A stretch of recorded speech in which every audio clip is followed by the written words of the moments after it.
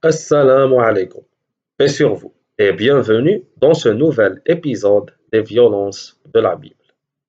Aujourd'hui, nous allons parler du livre de Josué, chapitre 12. Ce chapitre est intéressant et un peu différent des précédents. Jusqu'ici, nous avons vu des récits de bataille, des affrontements ou encore des promesses de victoire.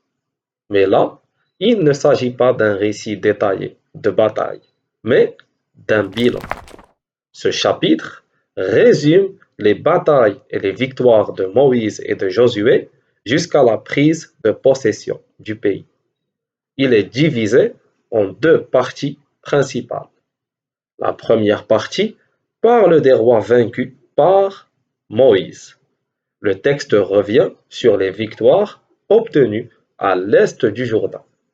Deux rois importants sont mentionnés: Sion, roi des Amoréens, et Og, roi du Basan.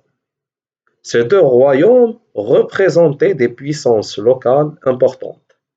Leur défaite marque le début concret de la conquête.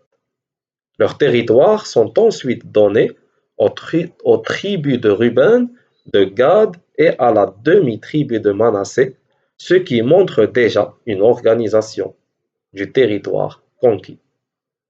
Nous avons vu cela en détail dans de précédents épisodes des violences de la Bible.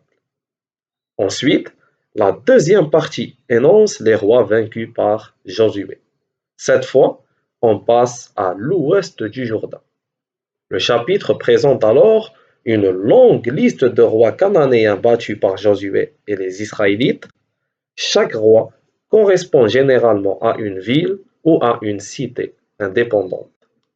On retrouve par exemple le roi de Jéricho, le roi d'Aï, le roi d'Hébron, mais aussi celui de Yarmout, Lachish, Églon et bien d'autres encore. La répétition est marquante. Le roi de tel pays, un. Le roi de tel pays, un. Comme pour insister sur chaque victoire une par une. Ce ne sont donc pas de simples noms, c'est une liste structurée des ennemis vaincus. Le chapitre se termine par un total précis de 31 rois vaincus.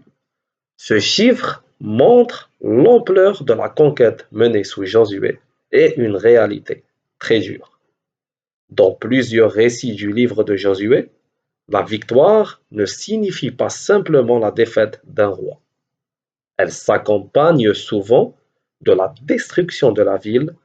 Des villes sont prises, brûlées et leur population mise à mort. Le texte décrit à plusieurs reprises des scènes où rien n'est laissé en vie. Hommes, femmes et enfants, et même des animaux. Chaque roi mentionné dans cette liste ne représente donc pas simplement un dirigeant, mais une ville conquise, souvent détruite, et une population vaincue et exterminée.